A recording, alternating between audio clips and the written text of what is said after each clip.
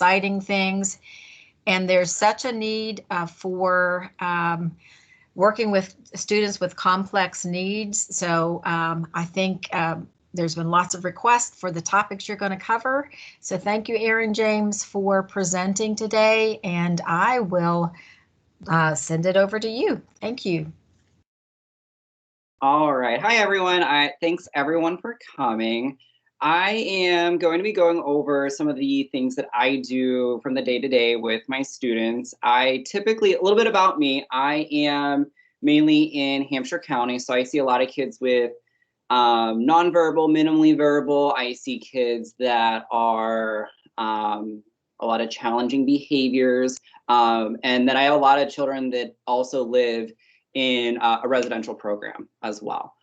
I have a couple of kiddos that are more typically developing, but a lot of what I do is with those high needs special populations types of kiddos. So a couple things that we're going to be going over today. The point of view during the sessions, the one that is going to talk more about our CVI kiddos, the cortical visual impairment, going to go over some equipment, what it looks like getting set up, some green screen information, resources, what to do while you're getting ready for therapy, and then what those routines look like when you're in those therapy sessions. All right, so point of view. This is really big. Our kiddos with these visual impairments, or just kiddos that get distracted easily, what are they gonna see on the screen? I have a couple handfuls of kids that do have, CVI, that cortical visual impairment. And one of the things that I like to use with them is a black background. The pictures I have on here, these are on Zoom, but it is the same black background that you can put on Teams, on anything where you can replace your background. So in that picture, I have on just a regular shirt, long sleeve shirt, but then I have that stark black, and I have in my one hand, it's just a piece of yellow felt. And we all know with our kiddos with CVI, they typically tend to be drawn more towards yellow, red, those alarming colors. So that's just a really quick, simple hack to kind of get more of that visual attention and not having the student be overly worried about other things that are going on the screen. All right, equipment. I'm going to go over what I use on the day-to-day.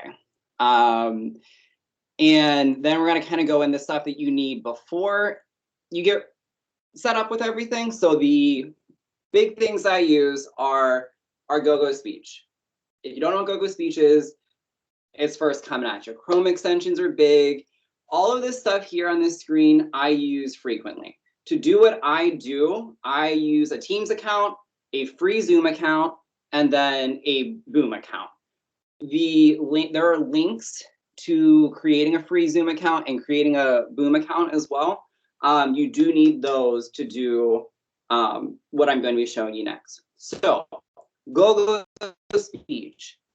This was born, there's a group of therapists, they do a lot of drawings, very interactive. This link will take you directly to go-go speech. You can get a membership. They also have a ton of free resources. I'll go over what some of those resources are later, but they're super fun, super engaging. For better or for worse, I have kiddos that will jump on screen and then they will ask me what we're gonna do next. If you're on social media, Instagram, Facebook, follow go-go speech. They will post in their stories secret links for things, and you can download things for free. Really cool to use. Kiddos love them. Chrome extensions, fantastic. I use most often Turn Off the Lights and Web Paint. My kiddos do a lot of time with reinforcers on YouTube, and if I really want them to be focusing on what we're talking about with I don't want them, scrolling down the infinite line of that YouTube rabbit hole. I'll turn off the lights and it does this nice little background where it highlights the YouTube video and darkens other things. So, question of the day, green screens. I use green screens both on Zoom and on Teams. I'm going to go over all of that. before you get started, to use Teams and the virtual backgrounds. I'm getting some feedback.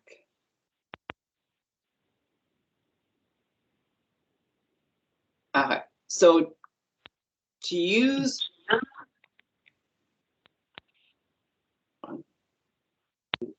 can you guys still hear me? We can. Okay, sorry, I'm just hearing. Okay, so this link here, Zoom and virtual backgrounds. I don't want to show the actual video for it, but what this does, this video will show you step by step what it means to upload a background, switching between backgrounds, what the backgrounds must be. That link is directly from Zoom on how to do it. But since we, Zoom, think of it, it's kind of like an app for Teams when we're talking about those virtual backgrounds. So we will be using Zoom like a player to support while we're in Teams. Okay, so first question is, well, I need a Zoom account. Yes, you do. They make it's a free Zoom account. I did this yesterday. All of the features for the virtual backgrounds are solid in it. They work just the same as they would for a paid or professional account. So that's great. That link is an active link. If you need a Zoom account, just go ahead and click it, create a free one. Now, this is the part I wanted to show. So I'm going to show what it looks like to share a Teams or a Zoom background on Teams. So this is, I have my kiddo who is with me. I'm on my Mac, they're on their Chromebook, their iPad, their device, and they're connecting via Teams, and we're both on Teams, okay? So as we start off, and I'm gonna pause this, there's no audio. So this is that typical meeting window that we set up when we're about to join a meeting. That's this one on the right. On the left, once you've created your Zoom account, this is what that's gonna look like. This is where you're starting your meeting for that. So essentially, when you are doing a virtual background through Teams, you're gonna have both your Zoom working and Teams working at the same time. All right, so you would join your meeting like you normally would. And, okay, so this is, pretend that there's student A is with me in there. When I come into this meeting, my camera on Teams is off. My microphone on Teams is on, because that is where my student is. My student is joining me on Teams, not on Zoom. So when so when you're logged into Teams, then you want to do a new meeting in Zoom. So when you click that new meeting, it pops up this window. You your audio at all to go through Zoom. Okay, you want your video only.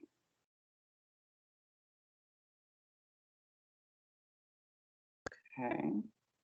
And so when you turn that video on, your background comes to life.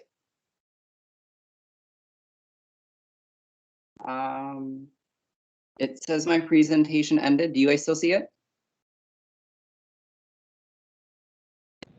I don't see it. No, I don't see it. Hold on.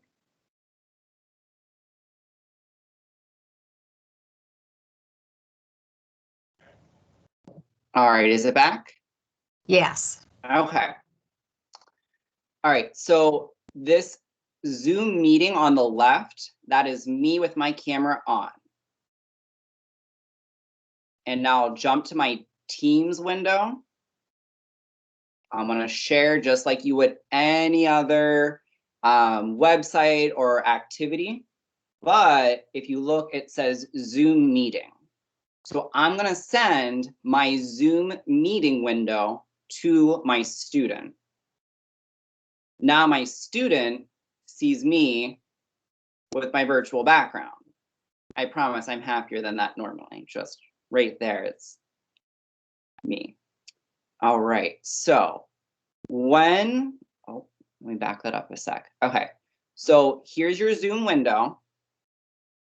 Down there, that little caret, you click it, choose virtual background, and then this pops up to this window. And then that's where all of your virtual backgrounds will live. I do encourage that if you do start using virtual backgrounds to, like, let's say you upload a story, delete your story before you add something new, because it can be very cumbersome when you're uploading like 50 or 60 pictures that you're using as a virtual background. So just something to kind of be a little mindful about. All right, so I'm going to go into a little bit more about GoGoSpeech and virtual backgrounds later. But what I'm going to start with now is I'm going to go into the resources that I use on a daily basis. My kids and their families and their staff, they've all become very familiar with them, and we have a very common lingo that supports what we're doing.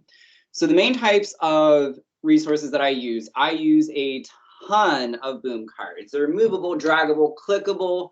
They're dynamic. They make it so that we're not just on that static surface. But then I also use interactive PDFs. These are just clickable.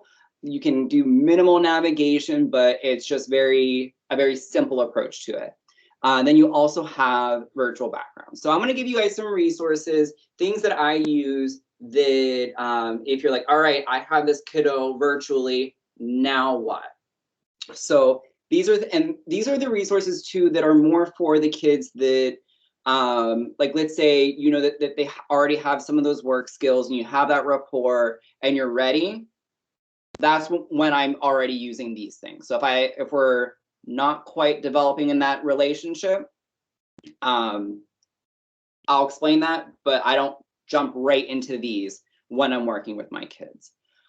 So this is a Boom bundle. You can buy it on Teachers Pay Teachers or on Boom. The link that I have here is directly to Teachers Pay Teachers. This bundle is so fantastic.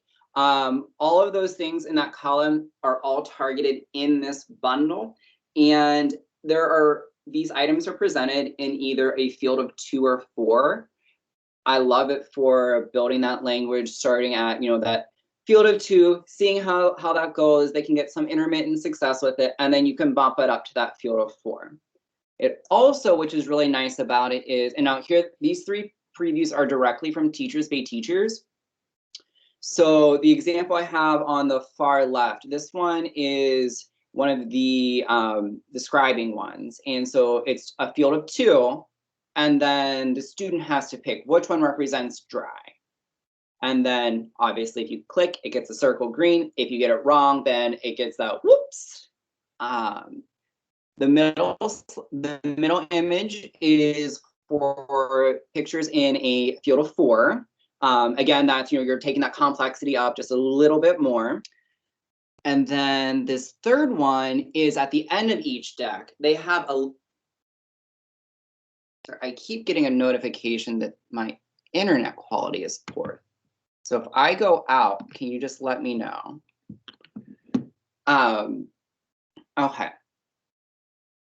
And then this one is, it's like a fill in the blank, and it gives you a nice little practice. And these also too are in a field of 2 and 4. So again, you can build on that complexity. Anytime I buy any resource at all, I try to find it if I can level it, make it harder or easier. And then I like it where I can also kind of use these things with some of my typically developing children. So my early elementary kiddos, I can still kind of pull out some of these cards too. And it works pretty well. The next resource that I use a lot is this bundle here. So this one is different compared to the last one in the sense that this only presents items in a field of 3. And it also does not use the same images that are used on the other bundle. So we're working on generalizing, you know, they might be able to identify, you know, the taco in a field of 4, with the other cards, but the taco on this deck, they're not there yet. So then that tells me that they didn't really generalize that skill yet. We need to do a little bit more work with that. And again, that's all of the areas that are covered on there is in that bullet list. And here is just an example. I absolutely love these. My kids like them too. They're pretty engaging in the sense that they don't get visually busy or overwhelming, and it's pretty clear, did you get it? Did you not get it? So they also have several sets within each one, which is also nice too. So if you're a therapist that likes to target, 10 words at a time, this is a great resource for that. I tend to use a smattering of words and nouns and things like that, only because I have a handful of guys that don't like doing the same thing twice in a row. They like switching it up a lot. So we do that a bunch. The next one that I use is made by the same author, but this is more related to that language processing. So these categories, again, they're fantastic. These are things that we would be doing in person anyways. It's just that it's a very fun, it's an engaging way to provide a resource to get really good information and to develop the skill as well. And here, now the difference with this one though, is that there are various fields and it's not 110% set for the nonverbal child who doesn't have any real literacy skills yet. But it's still nice where you can talk with those kiddos that are minimally verbal, or even those kiddos that are a little bit more advanced. It's still just a really nice, great resource. And you can kind of see, so for example, how are these alike? How are these different? I have a child who, she's very echolalic, and this was a great way. It's very simple, very clear cut, and she's responding super well to them. So I've been really enjoying them. So after, we've worked on some language building, we have that a little bit more receptive language. I like to use, I found this resource that I've been using, and it's been kind of fun. It's thematic.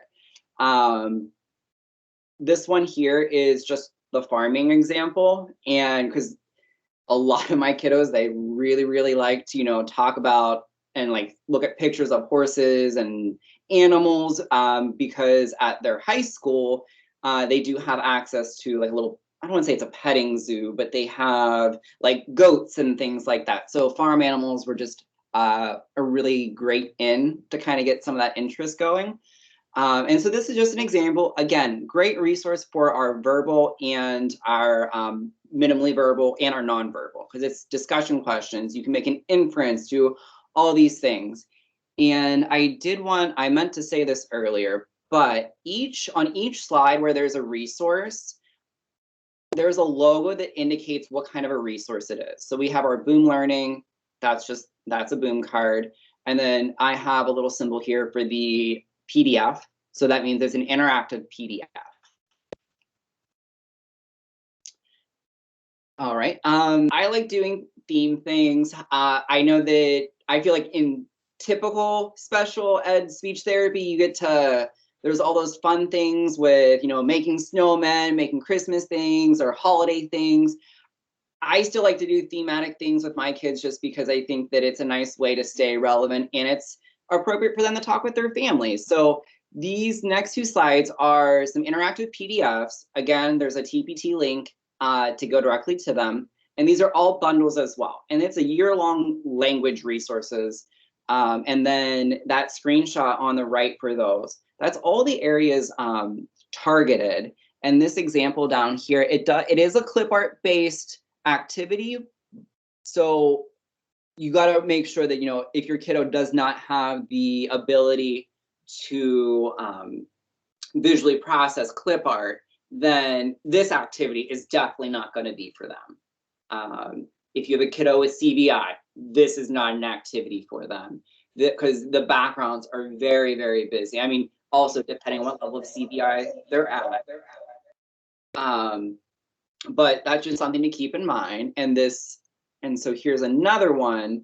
Again, it's seasonal, but what I loved about this one is you see how the snowman, it's a real snowman, then a clip art snowman. So each of these areas, those 6 areas, are each addressed with a real image activity or a clip art. So you can do them both. So let's say you have a kiddo that you're working on, you really want to try to build up that iconicity and getting him into some of those other abstract concepts. This is a great activity to do that with. So you can start like, all right, we're going to find the scarf, and then you can switch to finding the clip art scarf and kind of go with it from there. So I do have some kiddos with some verbal abilities, and these are kind of the ones that I like to use when I'm targeting some of the speech sounds with them.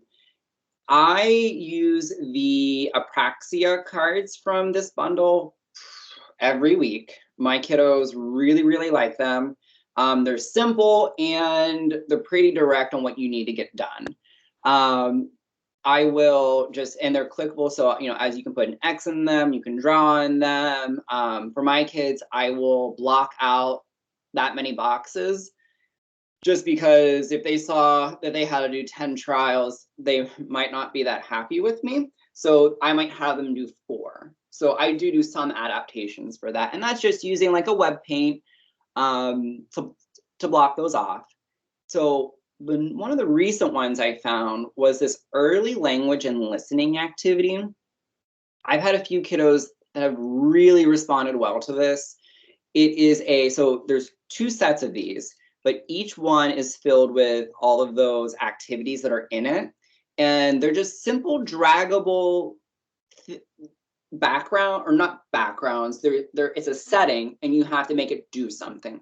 So the example here is with a ghost, and you use your finger and you can drag it across the screen and go boo, and you're just, you know, practicing just that joy intentions and speech sounds. And then I've had kiddos just really like to see it because you can make these things happen kind of similar to their YouTube videos and making them engaging in that aspect. The YouTube link, or the Teachers Pay Teachers links are not on this slide. They are on the following slide, but they are broken down as well. So in working with our, you know, high needs kiddos, they are often working on those life skills. Right now, going into the community just isn't really an option. So I started using these, and my kids have actually requested to work on these a little bit more than some of the other things, which is kind of interesting to see. And again, these are just very simple, you know, often they're in a field of 4 or 6, but they're, where do you go to find, so for example, it says identifying where to go. It has a field of 4, it'll have 4 buildings, and it'll say, where do you go to buy medicine? And then you'd have to click pharmacy, and then it would have other options as well. So I will use these for my kiddos that are minimally verbal more often than not, or if they require a lot of visual supports during a conversation. So I have a young gentleman who, he is minimally verbal, but when we go and we're talking about where can you go to find things, I'll pull up stuff like this and I'll be like, all right, dude, where do we go to find this? All right, well, hey, click that picture. What do you think? And it'll go, whoops. And then he and I will agree, that's not the right place. So that's a lot of how I will support some of those life skills things as well. All right, the go-go speech. Big thing with go-go speech, you need water. Why do you need water? I have found that you just are yelling and very engaging and dynamic with how you're talking about things, but it's absolutely a wonderful, wonderful resource. So I apologize. Okay. So go-go speech is you can do a membership, or you can purchase individual activities. So the activities can range anywhere between $7 and $10. And I think the membership, it's been going up, and she did like a promotional membership, and then she made it like a full price membership. I'm not sure exactly where that stands today. She does a lot of interesting things with how she runs everything. So I would definitely keep an eye out on go-go speech if that's something you're interested in. So these virtual backgrounds, each of these is a completely independent activity, but they are just a total joy to do, and the kids just rave about them. So I'm going to go into the next slide, and it is a video, and I'm gonna pause it just to show the, and I also want to preface this. I'm gonna say it's simple only because I've done it many, many, many, many times, and the more I've done it, the more comfortable I've become with it. The first few times, I stumbled through it a lot, and the kiddos dealt with it. But after a lot of practice with it and prepping for it, then I felt like I got a lot more out of it, and the kids got a lot more out of it because I had a better understanding of the story. So now this is okay. So you've signed into Zoom, you're on your team's account, you've shared your Zoom window with your student. Now this is what you're left with. You have your face, which is what the kid is seeing right here. And then this is where you're going to be engaging the virtual backgrounds. So as you can see right there, and I'm sure you've seen as this presentation's been happening, is I move up and down a lot. I go in, I come back. I use a standing desk. I feel as though I get more engagement with my kids when I'm up and moving as opposed to me being stationary. I just wanted to also add that in there. Okay, so this is me just changing the background. And when I am doing a virtual background with a student, the only thing I'm hitting is that little arrow key. You're not trying to, dance around with all these different things. You're just hitting an arrow key in one direction. Some of the go-go speech activities now have it where you can be like, Sam, what do you think about that? And you can do the back and forth arrow and have them go, which is kind of cool. So she is doing some extra cool things with that. So yeah. So that's the virtual backgrounds. And before I go any further, is there anyone that wants me to break down any part of that a little more? I am happy to do so. You can also message me after, and I would happily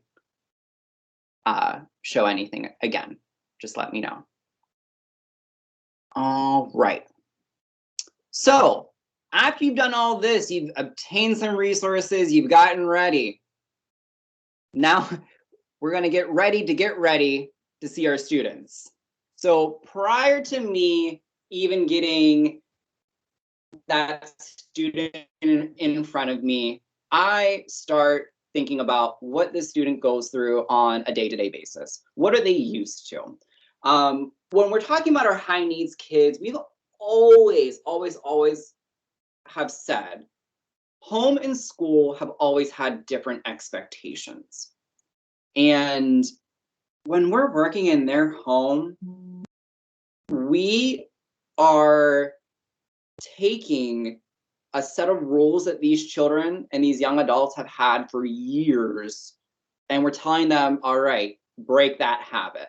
I mean, how many of our kiddos, I can speak for my kids alone, how many of my kids have, their iPad, their communication device, that was a school thing.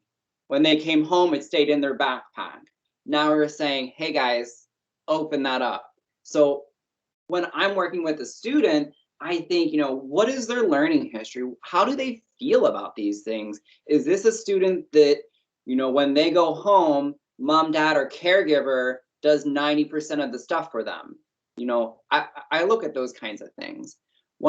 Another huge thing that I look at is, with some of my more, violent kiddos, there's not a highly trained team supporting them through a behavioral outburst. They're not there supporting them through a crisis. So when I am going and providing this service, wherever the kid lives, if they're living at home, if they live in a group home, if they live in a center, you know, I think, all right, what are we doing? And does it have the potential to cause violence on the other side? And if it does, you know, I might be like, all right, hey, mom, dad, or caregiver, this is what we're going to do today. What are your thoughts? Because at the end of the day, if that student has a behavior at the end of the session, in the middle of the session, being, you know, working remotely, you're not the one managing it. So it's a huge factor that I try to consider each time that, you know, I'm about to provide a session. When I'm getting ready to start my sessions, I have a routine. And these routines, you know, they change from time to time, and they evolve as they should. But when I don't have a routine with a kid, just like in person, if they don't have a virtual routine, the session is a lot harder. Getting them started is a lot harder. Biggest thing that when I go to meet a new kid who's a device user or, you know, has high needs, it's just so intimidating. You don't know who's on the other side. You don't know what's on the other side. It's hard. But the second time that you're doing the session, it's so much easier. When I get to connect with a kid for the first time, or not so much the first time, but maybe that second, third, or fourth time, I take that as an opportunity to show, like, hey, mom and dad, hey, caregiver, I have a pretty sweet relationship with your child. Isn't this neat? And look at what they can do. So when I'm also with caregiver, mom or dad, I like to have a routine with them. You know, I might check in and say, you know, hi, how are things going today? How are you? Just to show that, you know, I'm not just there to get our session in, say bye, and leave. I like to set it up so that, you know, we're joining a session, we're in this together. You know, mom, dad, caregiver, what do you need from me? How can I support you better?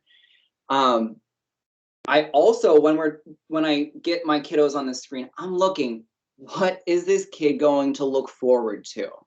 During the school day, if they don't like YouTube or edible reinforcers, they have preferred people, they preferred places to sit, preferred walks. I can't provide a preferred walk or be in a school, but what can I provide? And I look at those things, you know, for our, and I'll kind of go into that a little bit later, but, you know, I look, when I get a kiddo, what are they going to look forward to that's going to keep them engaged? All right. The other thing, just as though you were in person, you know, you plan a session, you have everything ready, you're ready to tackle this day. The kid shows up, they're having a rough morning. Follow the kid's lead, just as you would in person. I've had kiddos that, you know, we're working on, you know, creating phrases or responding to questions. But if they've had some pretty significant behaviors that morning, it's not the time. It also might not be the time that, you know, mom, dad, or caregiver, they might be like, hey, listen, we've had a rough morning. We need to do something that's not gonna, you know, put Johnny on edge today. All right, so we've talked about routines, we talked about getting ready for this session. Now, it's go time. Let's meet this kid, let's meet this family, let's see what's next, okay?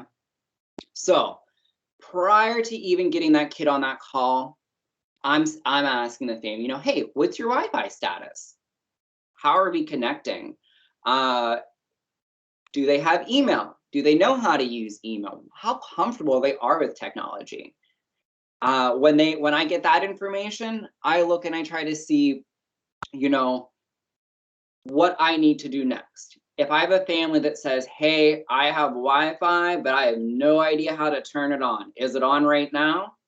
All right, then I know that we're gonna have to do a lot of step-by-step processing.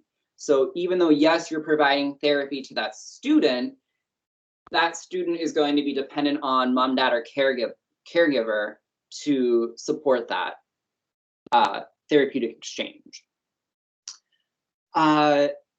Also, now that there's several platforms out there. I mean, we have Seesaw, Schoology, Teams, Zoom, you name it, they're growing. Is the family familiar with the platform?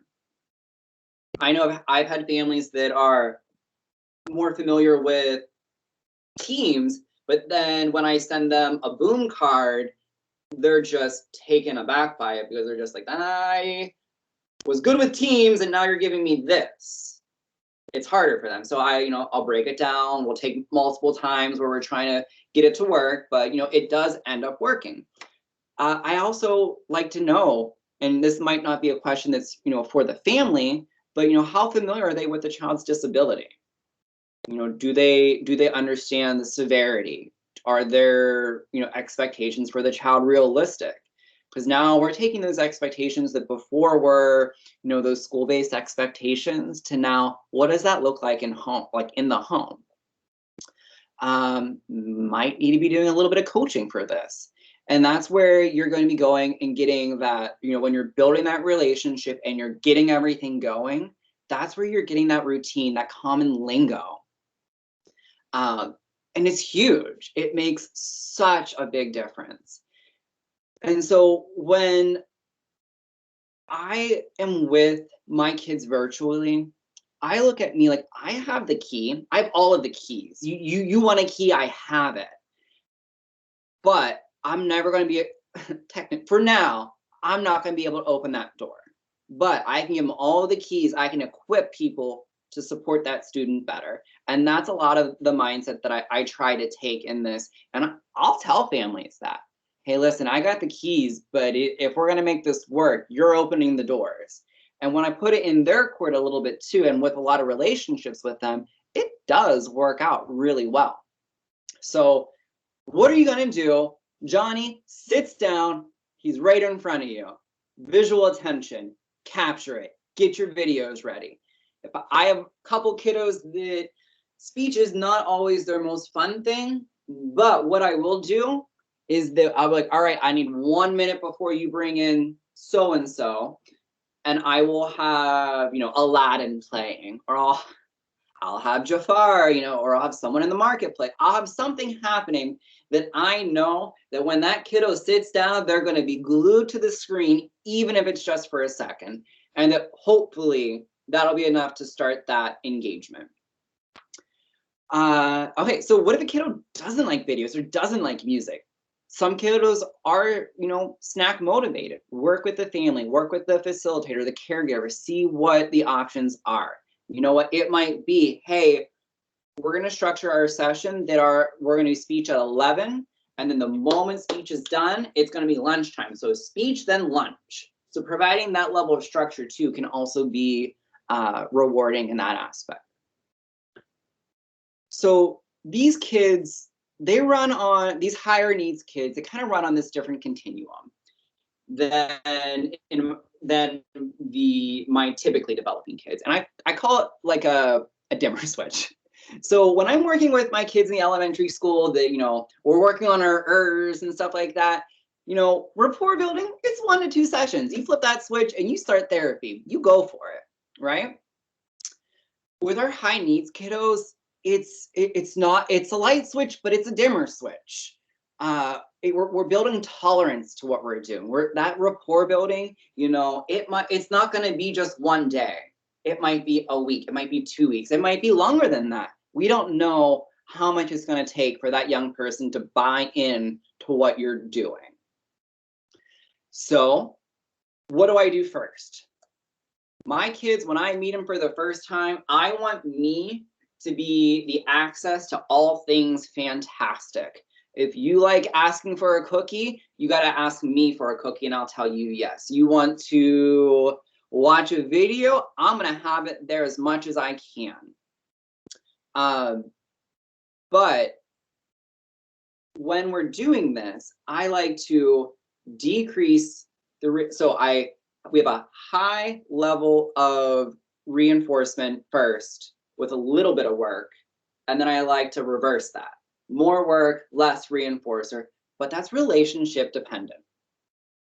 The better the relationship you have with that child, that young person, the more engaged they're going to be, and the more they're going to believe you when you say, hey, do this real quick, then we're going to watch this.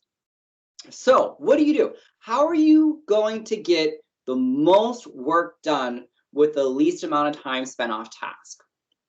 So this is, we're building that schedule of reinforcement. And when we're talking about this, I'm saying that I have kiddos that they have a very rough learning history, and learning is very challenging and not preferred.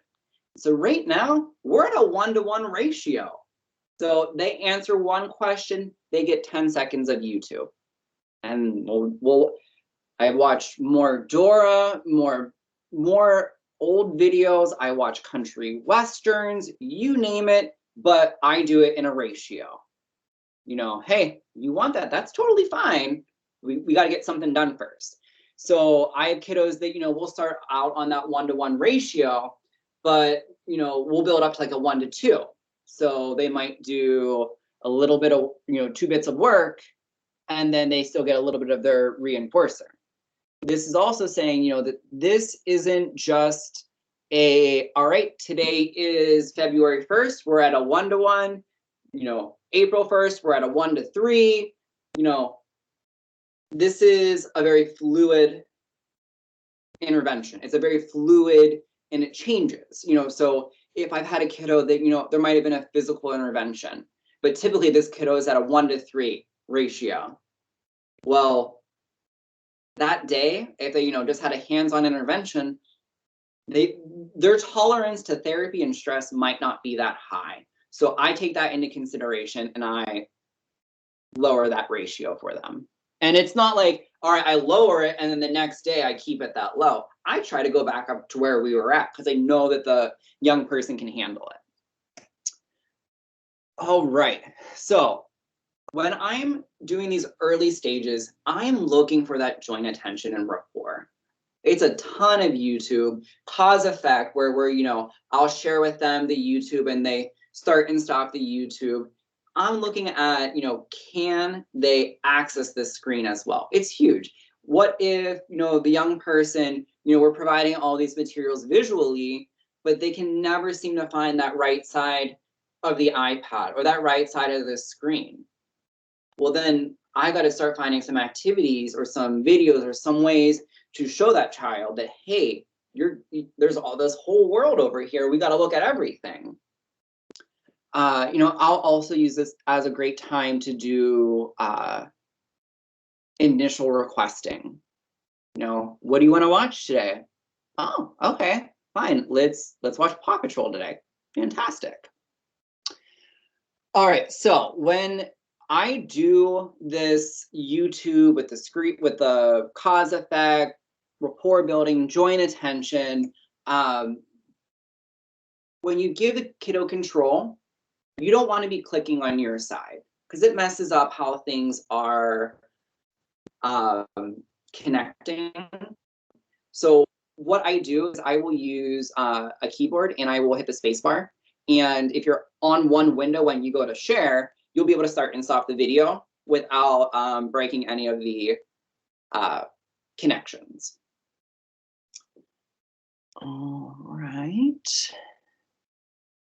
So when I'm doing a lot of my requestings, I will do, I have Protocol downloaded on my Mac, but there's also an app, I forget who told me about it, but it's called Choose It Maker, and it looks wonderful. I personally haven't used it too much. I played around with it, but I haven't gone too much in it, but it's a nice virtual online way to do, make a choice board. And it's also super great for kiddos with CVI. It's very, the audio paired with some of the colors that they use seem to work out really, really well.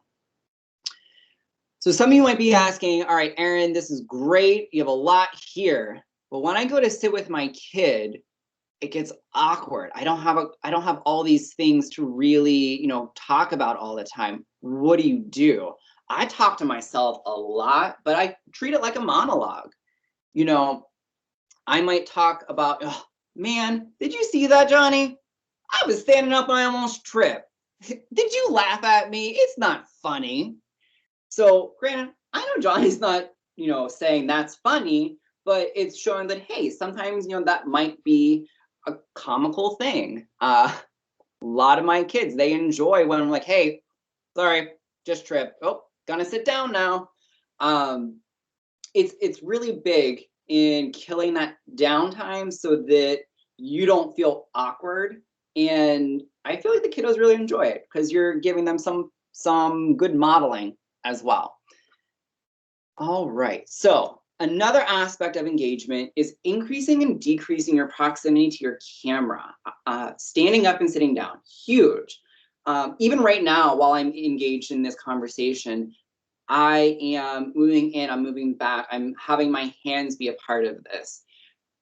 Though our kiddos are so used to highly, highly, highly engaging materials on a computer or on an iPad or a tablet, they are watching YouTube, they're watching these very stimulating things. We got to compete with that. It's hard, but it is possible. It's, you're going in, you're being dynamic with your body. I stand up and I sit down a lot. All right, so let's say, you've built your rapport. This kiddo, you're doing pretty good. You feel like, you have some resources that you're using and it's all kind of wrapping up really well. Big thing I want to make sure that people are aware of is I will often look at their eyes when they are using the materials. Are their eyes going back and forth? Did the thing pop up and they just click it to get rid of it?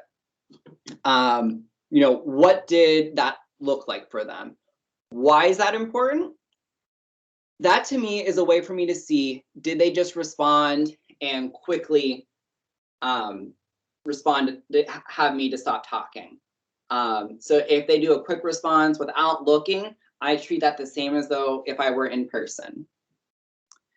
All right, guys, I'm trying to hurry up to keep us in our... Okay. And all right, good. We got time. Okay, engagement. What can you do to build that up? You got to know what they like. And it's hard, but you also need to know what they like and what could be perseverative or triggering for them, either during or after your session. Just this morning, one of my guys who totally loves Lion King, he and I were stuck where he was getting stuck on Lion King and we just had to move on. Granted, he and I have a fantastic relationship, but that was something that we were kind of going through. The reinforcing activity, the reinforcing video clip, I couldn't use it that day because he just kept getting stuck. So with that,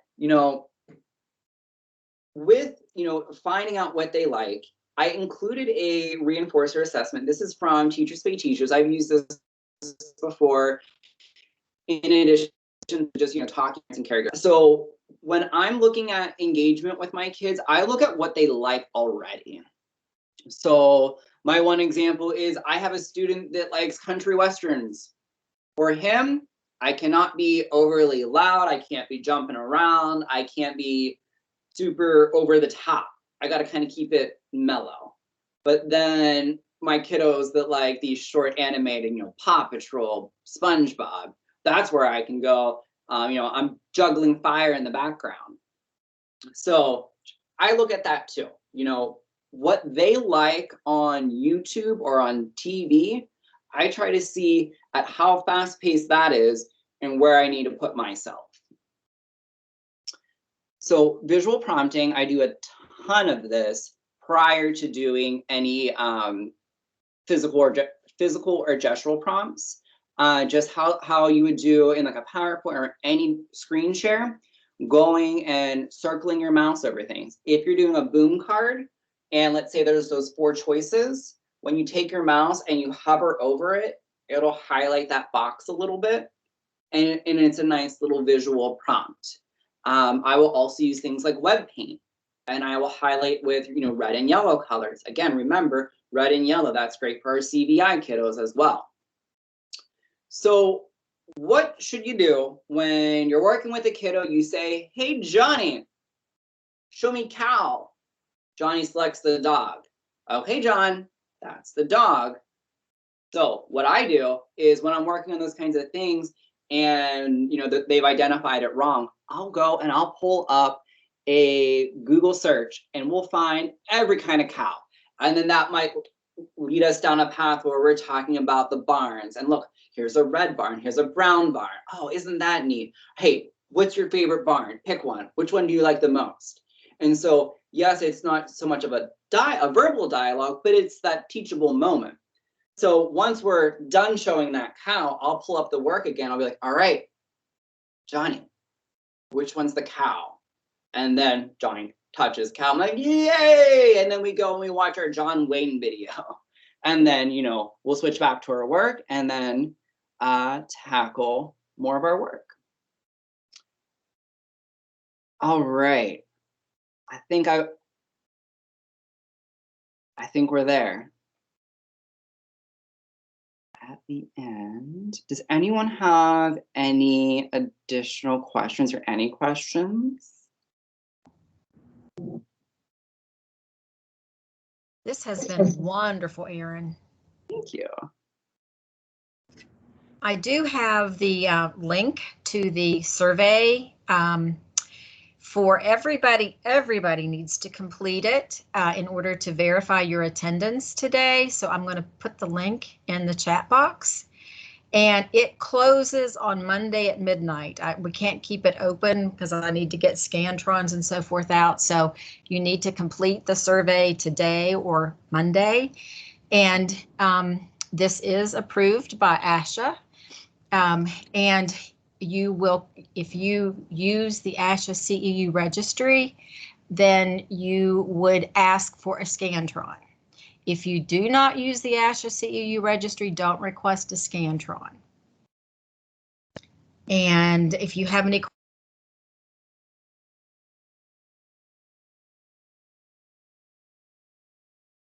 course.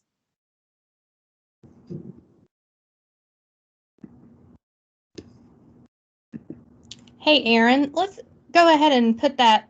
Can you put that PowerPoint back up for us just so they can see some of those slides? We put on a few explanations of what to do and contact information. Thank you. So this is just for anybody who has questions for Erin. He loves to discuss these things, as you can tell. We so appreciate having him on our team because he's so passionate and enthusiastic about working with high needs students. And I know he would love to brainstorm with you and give you tips. So feel free to take that email and reach out to him or me or Rhea. And then Erin, if you want to go on to the next one, I think we just put a couple more things on there. The next telepracticing will be on February 26th.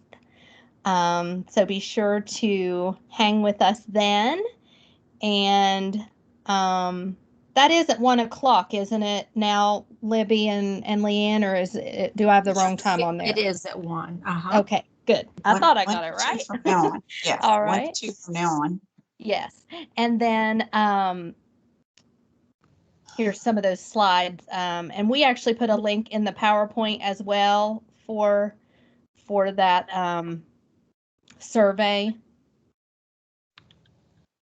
Great, thank you. That's wonderful.